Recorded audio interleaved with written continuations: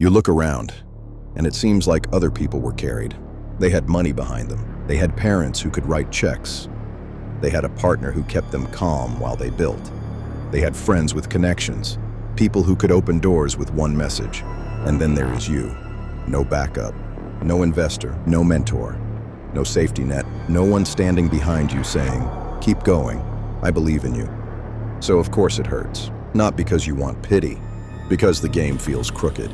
You are climbing the same mountain, but some people started halfway up. You are building with bare hands while other people got tools, maps, and a team. And the worst part is not even the struggle. It is the feeling that nobody sees it. But here is the first shift you need to make. Being alone is painful. That part is true. But pain and weakness are not the same thing. Sometimes the thing that hurts you at the start is the exact thing that makes you dangerous later. Most people were taught one sentence again and again: you cannot do it alone. You heard it from business people, from self-help books, from social media, from people who built brands selling comfort. They told you your network is your net worth. They told you to find mentors, build teams, collect support, stay connected, stay approved. And yes, support can help. But support always changes the structure of your power. That is the part almost nobody tells you. Because the moment you need someone, they become part of your foundation. And the moment they become part of your foundation, they gain influence over what you build. Let's make it simple. A man gets money from his parents to start a business. It looks like help. But later, when he wants to take a risk, they say, that is too reckless. When he wants to change direction, they say, that is not what we paid for. When he fails, they remind him who funded the dream. So was it support? Yes. Was it freedom? No. Here is another example.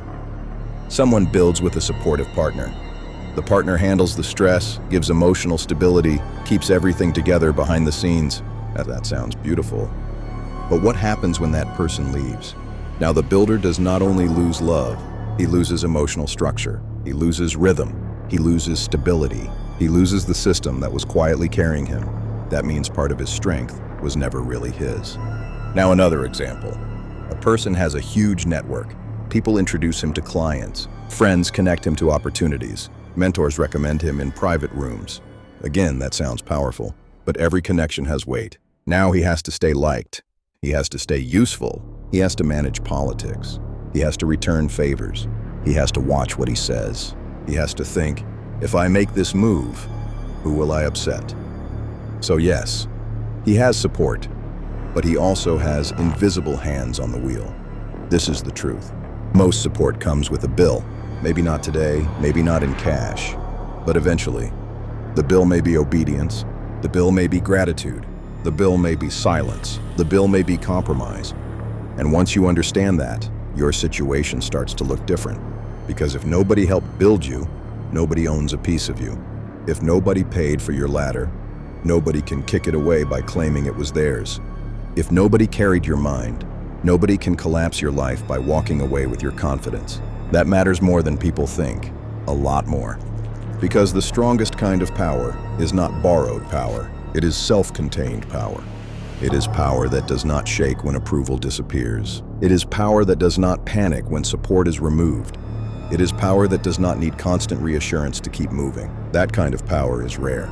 And it usually comes from one place: having to survive without help. When you build alone, different abilities turn on. Your pattern recognition becomes sharper because nobody is there to warn you. You have to notice danger yourself. Your decision-making becomes faster because there is no group to consult, no meeting, no vote, no long emotional discussion. Your emotional control becomes stronger because nobody is there to absorb your panic for you.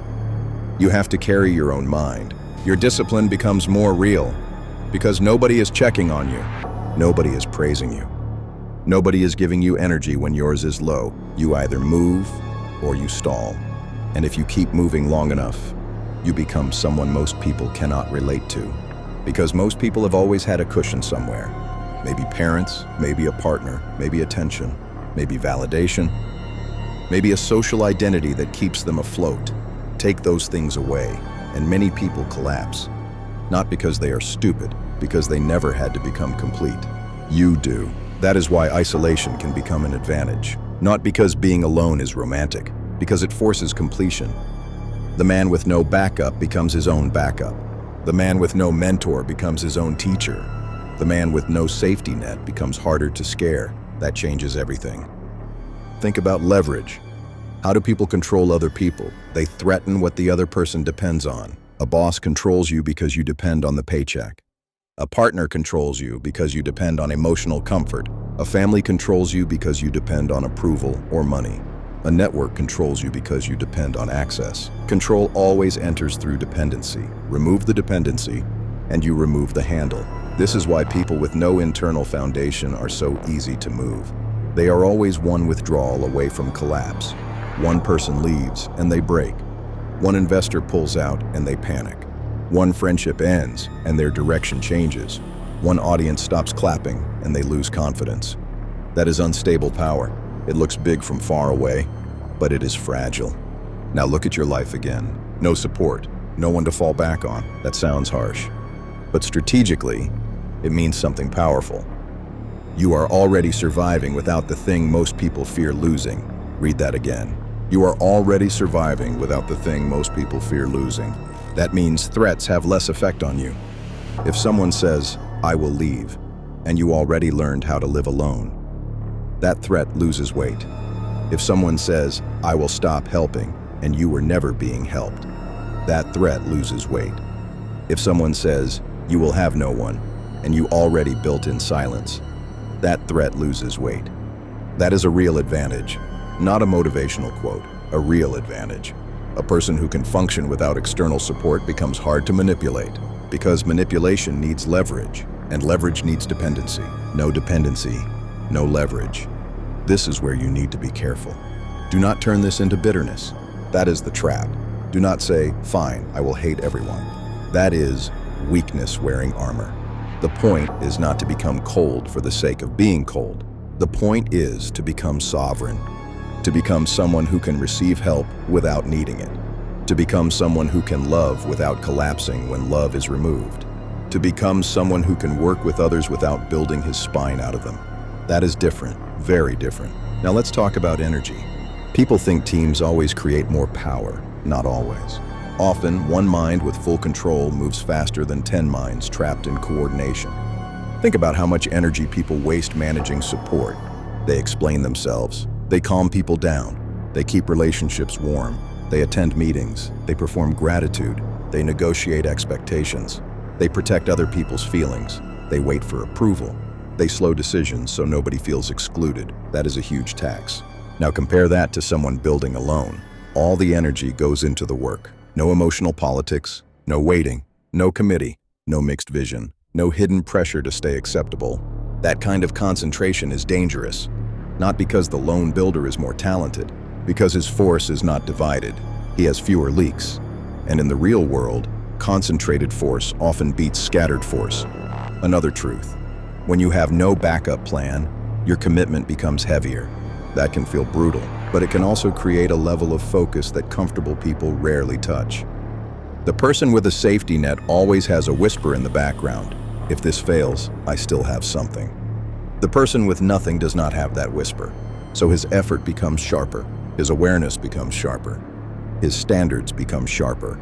Painful? Yes. Useful? Very. This is why some of the strongest people are not the most supported people. They are the ones who had to become their own support system. They stopped waiting for rescue. They stopped negotiating with reality. They stopped asking life to be fair. And once a person stops doing that, something changes. They stop bleeding energy into fantasy. They stop replaying the same thought. If only someone had helped me. That thought is poison. Because maybe help would have made the path easier. But easier is not always better. Sometimes easier would have kept you softer, slower, more dependent, more controllable. Sometimes the support you wanted would have saved you from the exact pressure that was trying to make you complete. That is why you need a new sentence, not, "I wish I had help." Use this instead, "I am building without debt." That line matters, because debt is not only money. Debt is emotional, debt is social, debt is psychological. And when you build without debt, what you build belongs to you in a different way. No invisible ownership, no hidden vote, no quiet claim from people who think they made you. That is clean power. Now let's go even deeper. The biggest advantage of having no support is not speed, it is not pain tolerance, and it is not even discipline. It is this: you become hard to leverage. And a person who is hard to leverage becomes difficult to stop. If nobody can threaten your identity, your income base, your emotional balance, your access, or your direction through withdrawal, then what exactly do they control? Very little. That does not make you invincible. It makes you sovereign. And sovereign people are rare. Most people live on borrowed emotional systems, borrowed confidence, borrowed certainty, borrowed belonging. When those things disappear, they shrink. You do not want that kind of life. You want a life where support is a bonus, not a pillar. A life where love is beautiful, but not your operating system. A life where opportunities help, but do not define your reach.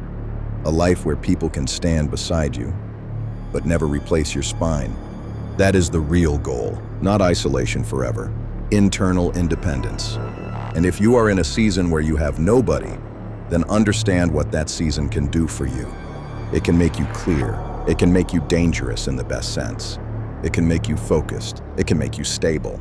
It can teach you what parts of you are real when nobody is cheering. That lesson is priceless. Because once you know, you can survive, build, decide, and continue alone. Fear loses a lot of its force. And when fear loses force, your behavior changes. You negotiate differently. You choose differently. You leave bad situations faster. You say no faster. You stop clinging. You stop begging to be believed in.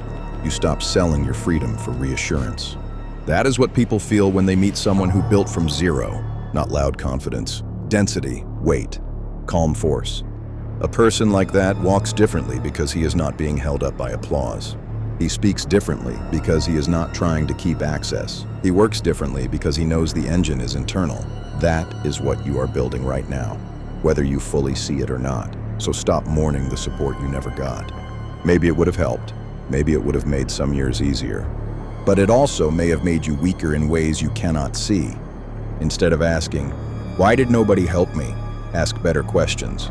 What has this solitude taught me to see? What has this pressure forced me to become? What can I do now that I could not do when I still wanted rescue? Where am I still secretly waiting for permission? What dependency do I still need to cut? Those questions will move you forward. Self-pity will not. Resentment will not. Fantasy will not. Use the season you are in. If you have no support, build your nervous system. Build your mind. Build your habits. Build your standards, build your skill, build your ability to decide under pressure. Build your ability to continue without applause, because these are the things nobody can take back. Money can go, people can go, platforms can go, approval can vanish overnight. But a mind trained in solitude becomes a different instrument. That is your real asset. And if you stay with it long enough, one day the same people who overlooked you will look at what you built and ask how you did it. They will think it was talent, or luck, or timing, but you will know the truth. You became strong in the one place most people keep trying to escape. Silence, pressure, lack, distance, no rescue, no witness, no safety net. That place did not end you, it trained you. So here is the final shift. You are not unsupported. You are being built in a harder way. You are not abandoned. You are being forced inward until you find a center that nobody can own. You are not behind. You are learning to build on rock instead of borrowed wood. That takes longer. It feels lonelier. It looks unfair. But in the long run, it creates a kind of freedom that supported people often never reach. So stop asking life to make the path softer. Ask yourself to become more solid. Stop asking who will believe in you. Become someone who does not need borrowed belief. Stop wishing for the crowd. Become your own structure. And when support finally does come, if it comes, you will know how to use it without kneeling to it. That is the difference. That is power. Not needing no one because you are empty. Not pushing people away because you are bitter, but becoming so internally complete that no one can buy your direction with comfort. That is what building from zero can give you. If you use it correctly, your loneliness becomes training. Your lack becomes pressure. Your pressure becomes strength. Your strength becomes freedom. And freedom built this way does not need permission to exist.